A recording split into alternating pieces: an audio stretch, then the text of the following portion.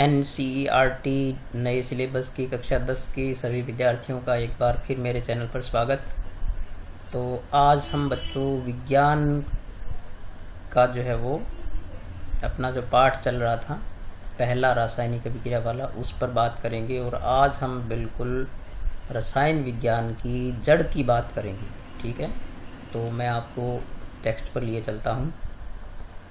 तो ये जो आप पेज देख रहे हैं आप यहाँ पर, तो ये मैं पहले वीडियो में भी आपको बता चुका हूँ। मैं सोचता हूँ कि शायद आपने जो है वो इसको नोट कर लिया होगा अपनी कॉपी में अच्छी तरह। ये पूरा पेज जो है आज हम इन सब बातों पर एक एक करके बिल्कुल विस्तार से बात करेंगे, एक एक चीज़ को समझेंगे। तो ये एक पहला पेज था और एक था ये आपका दूसरा पेज ये वाला।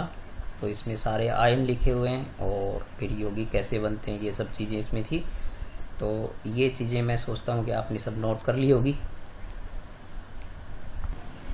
तो बच्चों यदि आप रसायन विज्ञान को सुधारना चाहते हैं तो ये जो चीज़ें मैं आज बता रहा हूँ आपको बिल्कुल एकदम हम जड़ की बात करेंगे। और ये जब तक आप इस जड़ को नहीं सुधारोगे आपकी रसायन विज्ञान नहीं सुधरेगी। तो आज का ये वीडियो बहुत इम्पोर्टेंट होने वाला है, आप इसको ज़रूर देखें, बार बार देखें, एक एक चीज़ को समझें अच्छी तरह, उनको लर्न करें, सीखें, याद रखें उनको। तो हमारी जो बात है वो शुरू होती है परमाणु से। तो परमाणु क्या होता है, वैसे तो उस पेज में सारी परिभाषाएं जो लिखी हुई है, तो आप वहाँ से मैं केवल आपको आप वहाँ से देखें और मैं केवल आज आपको यहाँ पर समझा देता हूँ। तो परमाणु जो है वो पदार्थ का सबसे छोटा कण होता है बच्चों। ठीक है, जिसमें मात्र पदार्थ के गुण मौजूद रहते हैं वो परमाणु होता है। और परमाणु के अंदर जो है वो ये जो तीन मुख्य जो है वो प्रकार के कण पाए जाते हैं परमाणु के अंदर। तो एक प्रोटॉन होता है जो धन आवेशित कण होता है, और इलेक्ट्रॉन होता है वो ऋण आवेशित होता है, इस पर माइनस चार्ज होता है, और इस पर कोई भी प्रकार का चार्ज नहीं होता न्यूट्रॉन पर। तो ये तीन जो प्रकार के कण हैं वो परमाणु में होते हैं। और ये परमाणु में रहते कैसे हैं, तो बच्चों परमाणु जो यहाँ पर जैसे मैंने आपको यहाँ पर दिखा रखा है, तो ये परमाणु को गोल मानते हैं। तो परमाणु के बीचों बीच जो बिल्कुल ये जो आप पहला घेरा देख रहे हैं ये इसका है नाभिक। ठीक है, ये न्यूक्लियस है, इसका नाभिक है।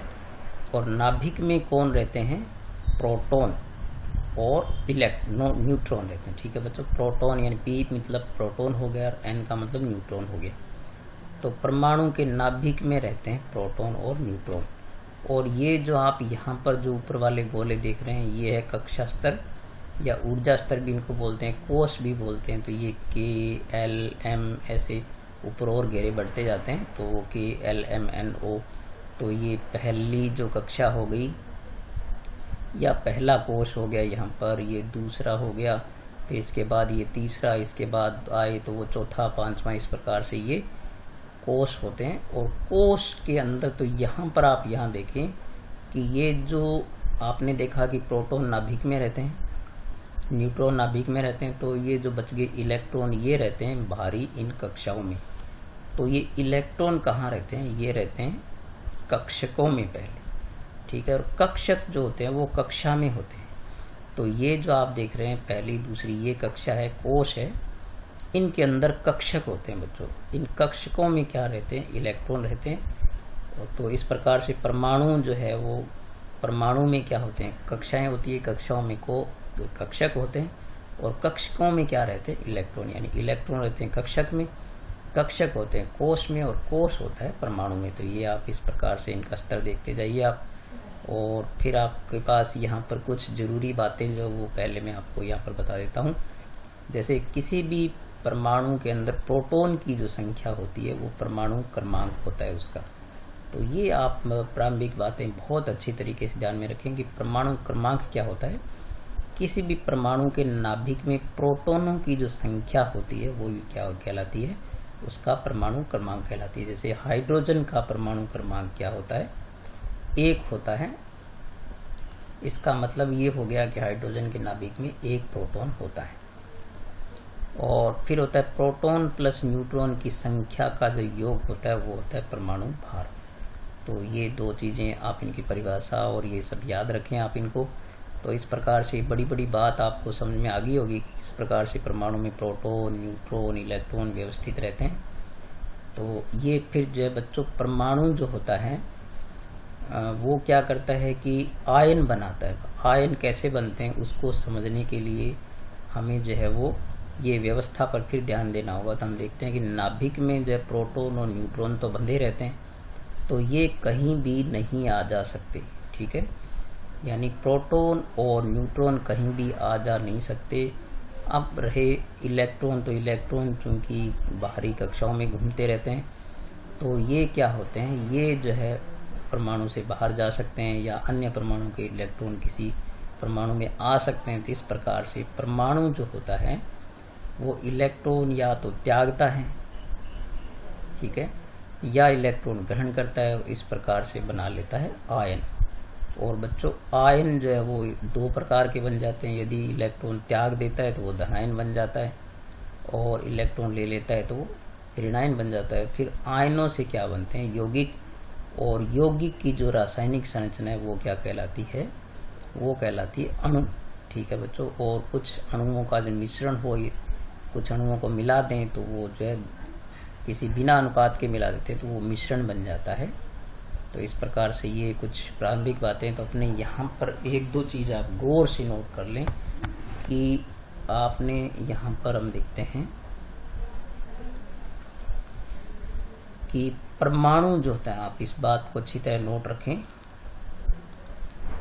तो यहाँ बच्चों ये आप देखें यहाँ पर कि परमाणु इलेक्ट्रॉन त्याग कर, ठीक है, ये यहाँ पर आप याद रखें कि यदि परमाणु इलेक्ट्रॉन त्याग देता है तो क्या बनाता है, धनायन बनाता है, ये आप याद रखिए। और परमाणु इलेक्ट्रॉन ग्रहण करके, ठीक है, यानी ग्रहण करके जो है वो क्या बना लेता है, ऋणायन बना लेता है। जैसे आप देखें कि जो सोडियम होता है, तो जैसे सोडियम का जो परमाणु होता है वो क्या करता है, एक इलेक्ट्रॉन निकाल देता है अपने से, तो उसमें से एक इलेक्ट्रॉन अलग हो जाता है। तो हम इस प्रकार से जो है वो दाईं ओर दिखाते हैं, तो यहाँ पर एक धनायन आ जाता है, ठीक है, इस पर एक धनायन आवेश आ जाता है।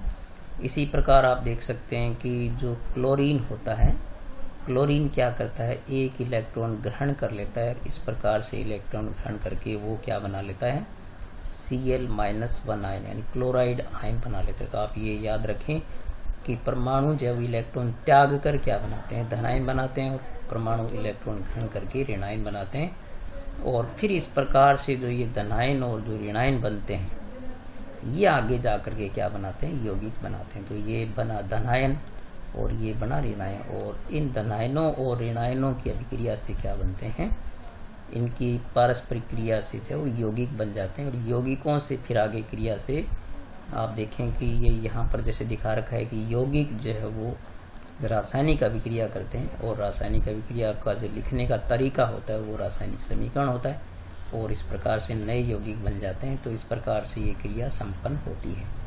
तो ये कुछ बातें जो मैंने अभी आपको बताई है वो बहुत ही ध्यान रखने वाली हैं।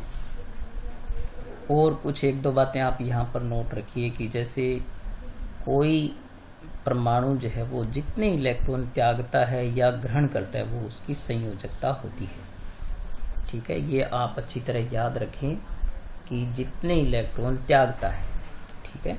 जैसे आपने देखा कि यहाँ पर सोडियम ने एक इलेक्ट्रॉन त्यागा है तो इसकी संयोजकता होगी +1। इसने क्लोरीन ने एक इलेक्ट्रॉन लिया है तो इसकी संयोजकता होगी -1। अर्थात जितने इलेक्ट्रॉन त्यागता या ग्रहण करता है वही उसकी क्या होती है, संयोजकता होती है।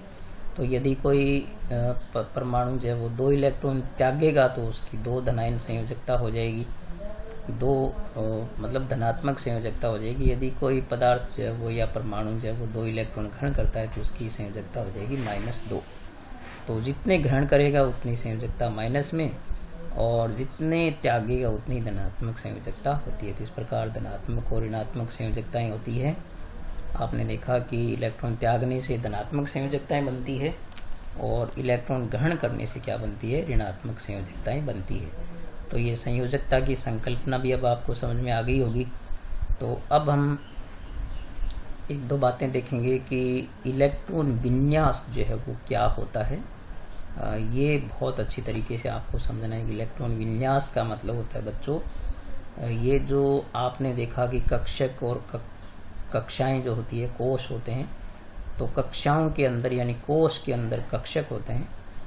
अब वो कक्षक जो होते हैं उनके अंदर इलेक्ट्रॉन होते हैं। तो ये किस प्रकार से इन कक्षाओं में इलेक्ट्रॉन जो है वो व्यवस्थित रहते हैं, तो उनकी जो व्यवस्था है, इलेक्ट्रॉनों को कक्षाओं के अंदर जो कक्षक होते हैं उनमें जो उनको जमाना है, उनकी जो व्यवस्था होती है वो क्या कहलाती है? इलेक्ट्रॉन विन्यास कहलाती है। तो इलेक्ट्रॉन विन्यास जो है वो किस प्रकार से हम लिखेंगे, किस प्रकार से किस कक्षा में कैसे कोश होते हैं, कोश किस प्रकार की होती है, उनकी क्या क्षमता होती है, कैसे उनमें इलेक्ट्रॉन रहते हैं, ये सब बातें अब अपने मैं आपको भी समझाने वाला हूँ। तो बच्चों यहाँ पर इलेक्ट्रॉन विन्यास को समझने के लिए एक बार आपको ये जो तरीका है इसको आपको देखना होगा। तो जैसे अपने देखा कि जो कक्षाएं या ऊर्जा स्तर होते हैं वो पहली, दूसरी, तीसरी जो नाभिक के चारों ओर होती है अपने, उसमें मैंने आपको दिखाया था। तो इसमें पहली जो कक्षा होती है उसमें केवल एक प्रकार का कक्षक होता है, वो जैसे एस कक्षक होता है उसमें केवल। फिर दूसरी में दो प्रकार के कक्षक होते हैं, एस और पी। तीसरी जो कक्षा होती है उसमें तीन प्रकार के कक्षक होते हैं, एस, पी और डी।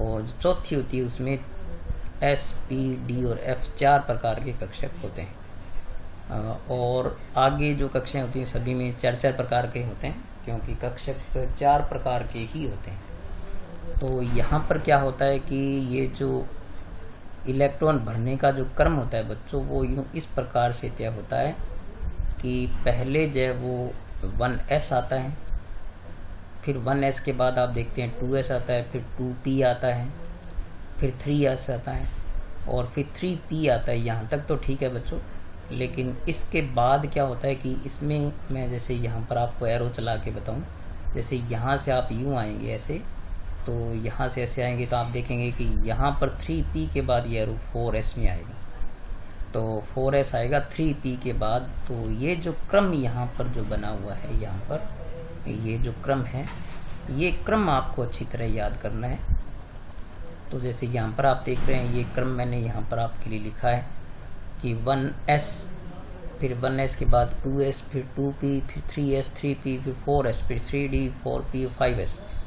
तो आपको बहुत ज़्यादा इससे आगे जाने की ज़रूरत नहीं है, हमें केवल आपको ध्यान में होना चाहिए। हमें जो प्रथम ये मान लीजिए 30 तत्व जो हैं आपके, ठीक है, केवल उनके बारे में ही पढ़ना है, क्योंकि हमारी जो रसायन विज्ञान है उसमें बहुत आगे का इसमें अध्ययन नहीं है। प्रथम 30 तत्वों तक का ही है, लगभग 30 में से भी 21 से लेकर के और 30 तक तत्वों में से 3-4 के बारे में पढ़ते हैं अपने, बाकी यहाँ पर 20 तक जो लगभग आपको सब याद करने होंगे। तो ये आप जो क्रम है वो अच्छी तरह एक दो बार लिख करके आप याद कर लीजिए यहाँ पर, ठीक है। तो ये क्रम आपको अच्छी तरह याद रखना है, इसको लर्न करना है, लिख करके देखना है, सीखना है। और फिर यहाँ पर एक चीज़ आप अच्छी तरह ये नोट करिए कि जो एस कक्षक होता है उसकी क्षमता बच्चों 2 इलेक्ट्रॉन की होती है, वो 2 इलेक्ट्रॉन रख सकता है, ठीक है। यहाँ पर एस की क्षमता क्या होती है, वो 2 इलेक्ट्रॉन की होती है। पी की जो क्षमता वो 6 इलेक्ट्रॉन की होती है, और डी कक्षक की जो क्षमता होती है वो 10 इलेक्ट्रॉन की होती है, और एफ की कितनी होती है, वो होती है 14। तो ये इनकी अधिकतम क्षमता है, यानी एस अधिकतम 2 रख सकता है, पी 6 रख सकता है, डी 10 रख सकता है, और एफ कितने रख सकता है, 14 इलेक्ट्रॉन रख सकता है। ये इनकी अधिकतम क्षमता है, इससे ज़्यादा ये नहीं रख सकते। तो अब आपको यदि किसी तत्व का इलेक्ट्रॉन विन्यास लिखना पड़े, ठीक है, तो चूंकि तत्व मूल होते हैं और तत्व के अंदर जो प्रोटॉन होते हैं उतने उसमें इलेक्ट्रॉन होते हैं, बराबर संख्या में होते हैं। तो आप कुछ तत्वों का इलेक्ट्रॉन विन्यास जो है वो इस प्रकार से लिखना सीख सकते हैं। मैं उदाहरण के लिए आपको कुछ छोटे तत्वों से शुरू करता हूँ, जैसे hydrogen, helium, lithium, beryllium, boron, carbon, nitrogen. तो मैं नाइट्रोजन से शुरू करता हूँ, देखते हैं नाइट्रोजन। जैसे आप देख सकते हैं कि hydrogen, helium, lithium, beryllium, boron, carbon और नाइट्रोजन जो आपका है वो आता है आपका 7वें स्थान पर। तो इस प्रकार से नाइट्रोजन जो होता है, तो आप जानते हैं कि नाइट्रोजन का जो परमाणु क्रमांक है वो 7 होता है। तो परमाणु क्रमांक 7 है, तो इसमें 7 ही इलेक्ट्रॉन होंगे, ठीक है। इसमें इलेक्ट्रॉन भी कितने होंगे, 7 ही इलेक्ट्रॉन होंगे। तो 7 इलेक्ट्रॉनों को अपने क्या करना है, इन कक्षकों में जमाना है अपने को। तो ये इसका इलेक्ट्रॉन विन्यास होगा। तो आप एक क्षमता याद रखिए और क्षमता के अनुसार इनको बांटते रहिए। तो सबसे पहले बारी आती है 1s की, यानी पहली कक्षा के पहले कक्षक को आप कितने इलेक्ट्रॉन दे सकते हैं, 2, और आपके पास 7 है, आपको ये याद रखना है। तो आपको ये याद रखना है कि आपके पास यहाँ पर 7 इलेक्ट्रॉन, 7 में से हमने 2 दे दिए 1s को। इसके बाद बारी आती है 2s की। तो s यानी दूसरी कक्षा के s कक्षक के अंदर जो है वो फिर 2 दे सकते हैं। तो इस प्रकार हमने 2 और 2 4 दे दिए, पीछे बच गया हमारे पास 3। अब इसके बाद बारी आती है 2p की, ठीक है। तो 2p जो है वो, अब हमारे पास चूंकि p में 6 आ सकते हैं, लेकिन हमारे पास है ही 3, क्योंकि 2 इसको दिए 2 इसको दिए, 4 4 गए 7 में से, तो पीछे बच गए 3। तो इस प्रकार से नाइट्रोजन का जो इलेक्ट्रॉन विन्यास है वो बच्चों क्या बन गया, यहाँ पर आप देख सकते हैं इस प्रकार से 2, और यहाँ पर बन गया ये 5, ठीक है। ये क्या काम आएगा मैं आपको अभी बताऊंगा कि ये 2 5 जो हमारे क्या काम आएगा। और फिर हम देखते हैं आगे एक तत्व को और देखते हैं। तो हमारे पास मान लीजिए है सोडियम। तो सोडियम का जो परमाणु क्रमांक होता है वो होता है 11। तो 11 परमाणु क्रमांक है, तो इसके पास इलेक्ट्रॉन भी कितने होंगे, 11 ही होंगे। अब इन 11 इलेक्ट्रॉनों का हम इन इलेक्ट्रॉन विन्यास में इन कक्षाओं में सेट करेंगे। तो आप देखेंगे कि हम यहाँ से शुरू करेंगे। पहली कक्षा के s कक्षक को हम कितने दे सकते हैं, 2, हमारे पास है 11, तो बच गए 9। तो फिर हम 2s को क्या देंगे, 2। तो इस प्रकार से 4 गए, अब बच गए 7 11 में से। अब हम 2p पर जाएंगे। तो 2p को हम कितने दे सकते हैं, ये याद रखिए, यहाँ से 6। तो हमारे पास अभी इलेक्ट्रॉन है 7, 7 में से हमने कितने दे दिए, इसको 6 दे सकते हैं। तो 1 इलेक्ट्रॉन बचेगा, वो आगे बारी किसकी, अब 3s की है। तो वो जाएगा 3s में, 1 ही जाएगा। हालांकि इसकी क्षमता 2 होती है, लेकिन चूंकि हमारे पास इलेक्ट्रॉन कितना है, 1 ही है। तो आप इनको जोड़ोगे ना ऊपर वालों को, तो 2 और 2 4 और 6 10 और 1 कितना हो गया, 11 हो गए ना पूरे। तो इस प्रकार से 11 इलेक्ट्रॉन आपने व्यवस्थित कर दिए। तो इस प्रकार से इसका जो इलेक्ट्रॉन विन्यास बन गया वो बन गया बच्चों 2, और यहाँ पर बन गया 2 6 और 2 8, और यहाँ पर ये आ गया आपके पास 1। तो इस प्रकार से इसका बन गया 2 8 1, ठीक है। अब एक तत्व मैं लेकर के आपको और बताता हूँ, फिर अपनी स्थिति स्पष्ट करेंगे कि क्या होता है, किस प्रकार से होता है। तो हमारे पास एक तत्व और हम लेते हैं, कार्बन। तो कार्बन का जो परमाणु क्रमांक होता है वो होता है 6। तो आप जानते हैं 6, तो इसमें इलेक्ट्रॉन भी कितने होंगे, 6 होंगे। तो इन 6 इलेक्ट्रॉनों को हम इस प्रकार से व्यवस्थित करेंगे। तो 1s को हम कितने दे सकते हैं, 2। तो अभी हमारे पास बच गए 2, गए 6 में से 4, तो हम देंगे 2s को हम देंगे 2, अभी भी 2 पड़े हैं तो हम देंगे 2p को 2। तो इस प्रकार से 2 और 2 4 2 6 पूरे हो गए। तो इसका इलेक्ट्रॉन विन्यास जो बन गया 2, और यहाँ पर दूसरी कक्षा में आए 4, ठीक है। तो आप देखें कि ये जो है वो 3 स्थितियाँ हो गई हमारे पास। अब हम एक एक करके हम इनको समझेंगे कि इनको हम कैसे संयोजकताओं के हिसाब से क्यों इलेक्ट्रॉन त्यागता है और क्यों ग्रहण करता है। तो ये जानने के लिए बच्चों आप एक बात बहुत अच्छी तरीके से याद रखिए कि जो आखिरी इलेक्ट्रॉन होता है ये वाला, जैसे इसका आखिरी ये है, इसके आखिरी इलेक्ट्रॉन ये है, और इसके आखिरी इलेक्ट्रॉन ये है। तो जिस कक्षा के अंदर आखिरी इलेक्ट्रॉन भरे जाते हैं उसको बोलते हैं संयोजी कोश। तो ये इसका संयोजी कोश हो गया 3s, इसका संयोजी कोश हो गया ये दूसरा, क्योंकि 2 में चल रहे हैं, यहाँ पर भी दूसरा। तो इसमें होता ये कि संयोजी कोश में, ठीक है, आप यहाँ पर याद रखें कि संयोजी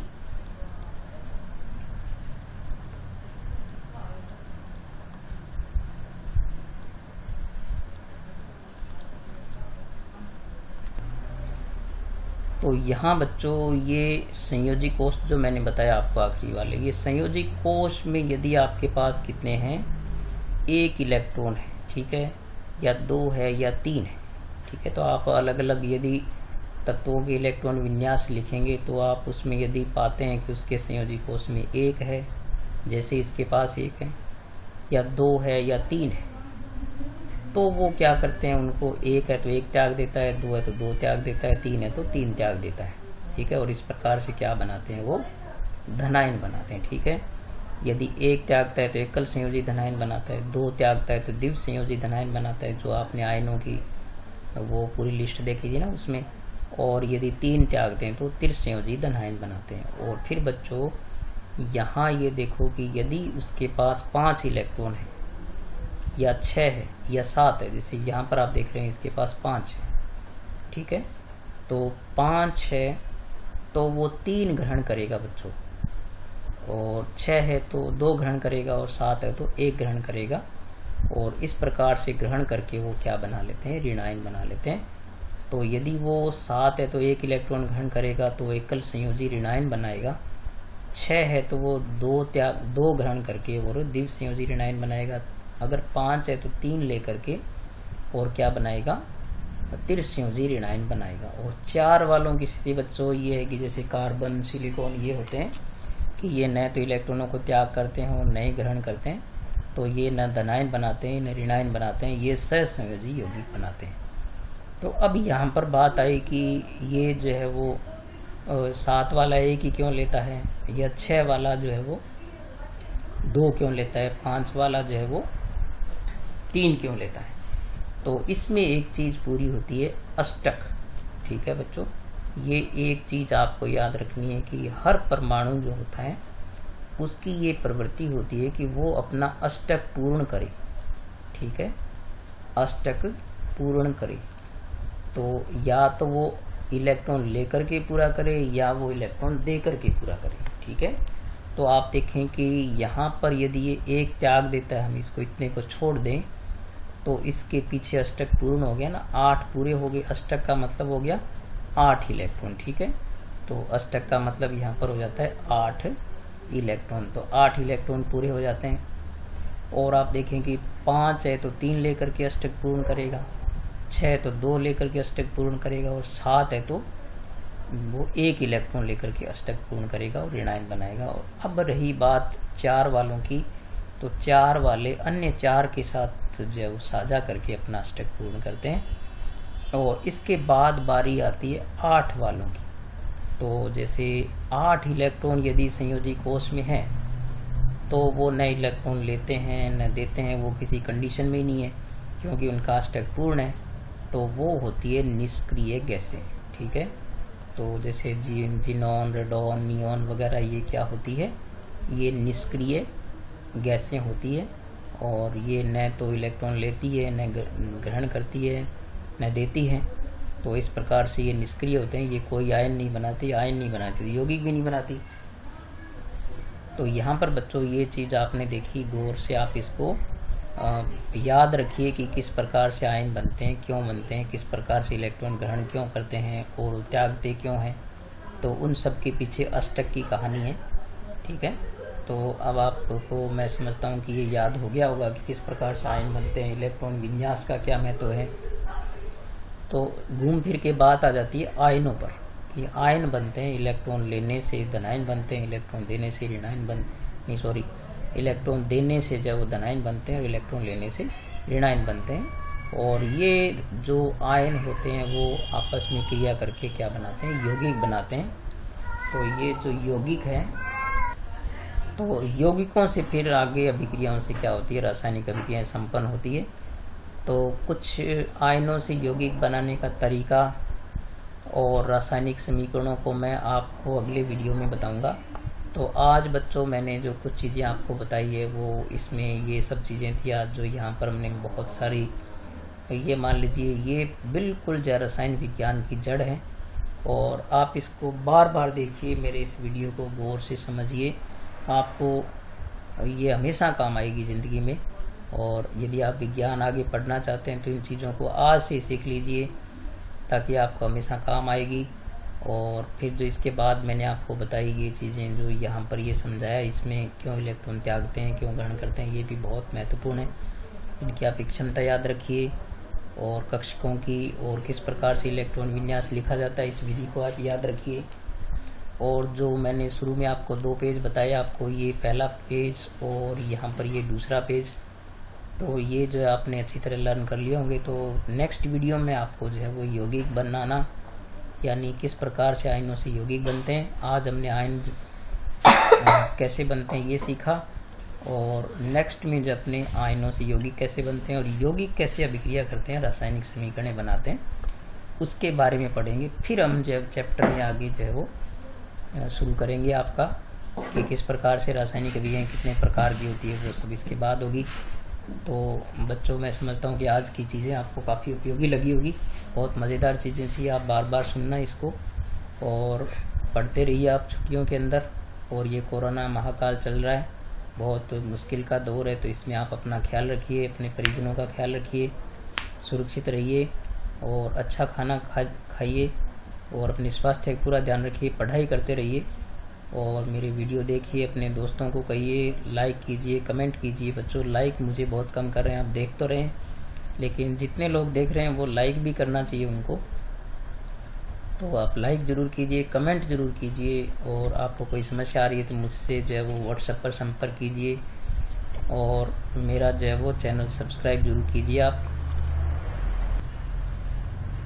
तो ठीक है बच्चों, आप पढ़ते रहिए, मेरा जो वीडियो ज़रूर आप लाइक ज़रूर कीजिए, कमेंट ज़रूर कीजिए। आपके कमेंट पढ़ करके मुझे बहुत अच्छा लगेगा, अच्छे कमेंट कीजिए आप, आपको जैसा लगा।